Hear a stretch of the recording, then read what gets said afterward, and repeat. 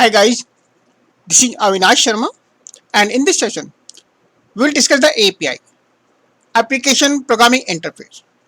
What is the API and why do we need the API? We will discuss in this session. If we talk about the simple words, API, it's a mechanism, or we can say it's a software component, or we can say it's a bridge. And using this bridge, the two services can communicate to each other. API stands for Application Programming Interface. The interface. This interface decides the protocol how the two services will communicate to each other. Also, this contract defines how the two communicates with each other using the request and responses. Why do we need the API? To understand, first of all, we check the architecture. Database architecture. Generally, we have three type of database architecture: one tier, two tier, and three tier. There is one more that is called the multi-tier. But right now we'll discuss only the three type. In case of the one tier architecture, we have only one machine, and on that machine it is called the client server machine. On that machine we have everything like the database, business logic layer, and user interface. So generally this architecture one tier is not used. Two tier architecture. This type of architecture is also called the client server application. On server, the database and the business logic layer, that is optional, reside on the database server. And the client machine, the user interface resides. And the communication between these two machines happens through the internet, like the mobile, tablet, PC. So this kind of architecture is called the two-tier architecture. Three-tier architecture. This is the most popular architecture for the database. This is the extension of the two-tier architecture. In two-tier, on single machine, we have the database and the business logic layer, that is the optional.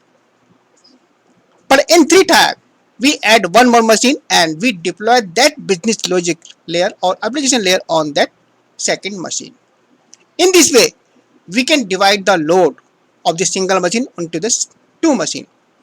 On the database server, only the database related activities like the fetch, store, delete, all these activities happens, and on the business layer, all the business rules for the data processing happens on this machine.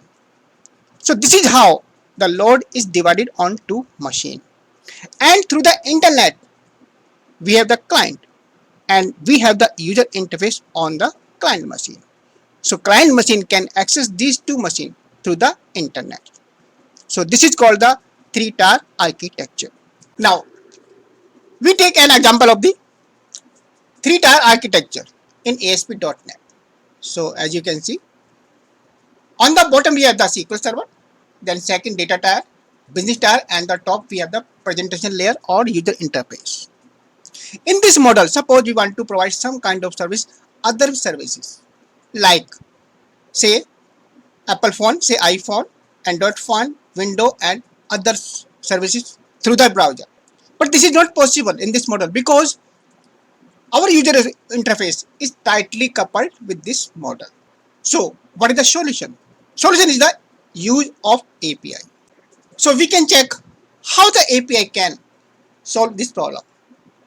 So in this diagram, if we remove the first layer, that is the presentation layer, and we keep only this architecture up to business tier, then we develop a API and deploy on a web server, and through the internet, other service can connect our architecture or our database.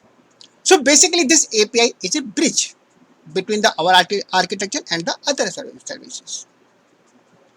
So in this case, we can apply more security on our server, and without exposing the architecture or any like secure component of our architecture, we can provide the service to other services through the API, because API is working like a bridge. We take one more example of the real life. When you go to the restaurant for the dinner or the lunch, then You order the waiter for the required item. The waiter receive the request from you and take that request to the kitchen. Kitchen is like a server. Many components, many men or many components are working there. From there, you get the response. The waiter get the food from the restaurant or the kitchen and then it serve you. So waiter is like a bridge between the kitchen and the you. And without exposing in the kitchen or you can say in the server, how many men are working, how the your food is being cooked. So you never know that. So waiter is like a bridge. In the similar way, the API is a bridge between the two services. API takes the request and then send it to the server, then take the response from the server and send it to the client. Now we check the architecture of the API. So we have a database on first server, in second server we have the business logic layer, and third server we have created, that is the web server, and we write and develop the API, then deploy on this web server. And through the internet, we can provide the service to other services. This API takes the request from the other services and then take the response from the server and send it to the client machine. So through the API, we can provide the services to multiple providers. Types of API, three types. Open API, also called the public API. So anyone can access this kind of API because there is no license or there is no restriction for using this kind of API. Second one, partner API. To use this API, you need a license. It means you need to pay to the company. Then third one, internal or private API. This kind of API are developed for the only for the internal purpose.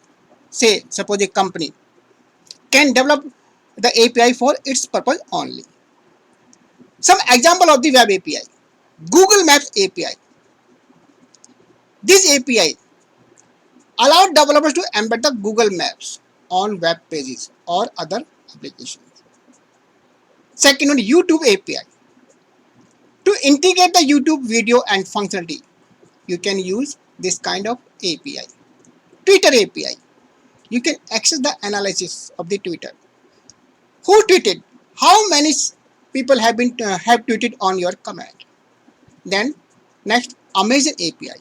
Using the API, you can check the list of the products available on the Amazon. So these are the some example of the APIs. So guys, this was all about the API. If you like this video, please subscribe this channel and like the video. Thanks for watching the video.